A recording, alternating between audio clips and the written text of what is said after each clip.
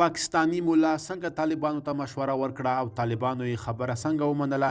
ملګرو که تاسو هم غواړئ په پوره جزئیاتو پوه شئ ویډیو تر اخره وګورئ او زموږ چینل هم سبسکرایب کړئ.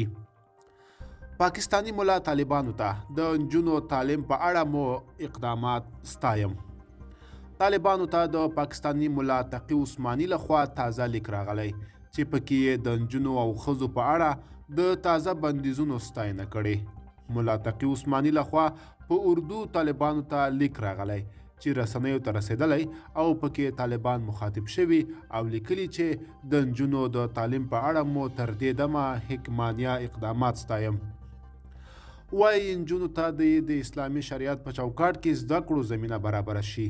ټولنه کې د فساد د مخنیوي او اختلاط له منځه وړلو لپاره نجونو ته بیل او هلکانو ته بیل تعمیر کې د زده کړو اجازه ورکړئ او یا یې د زده کړو وختونه بدل کړئ څو مو په اړه پروپاګاندا او منفي تبلیغات ختم شي. نوموړي طالبان هڅولي چې لا نور کارونه وکړي څو په افغانستان کې شرعي نظام لا ټینګ شي او د فساد او فتنې مخه ونیول شي.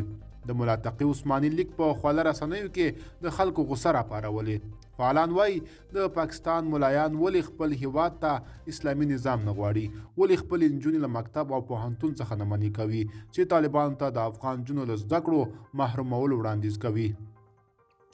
دوی وایي د پاکستان په کالجونو او پوهنتونونو کې نجونې لوڅ سره له هلکانو سره یو ځای زده کړې او بانډارونه کوي او ملایان نورو ته د اسلام خبرې کوي او بیا داسې ګاونډی هیواد چې په اسیا کې ترې نور کلک او په دین ولاړ مسلمان نشته.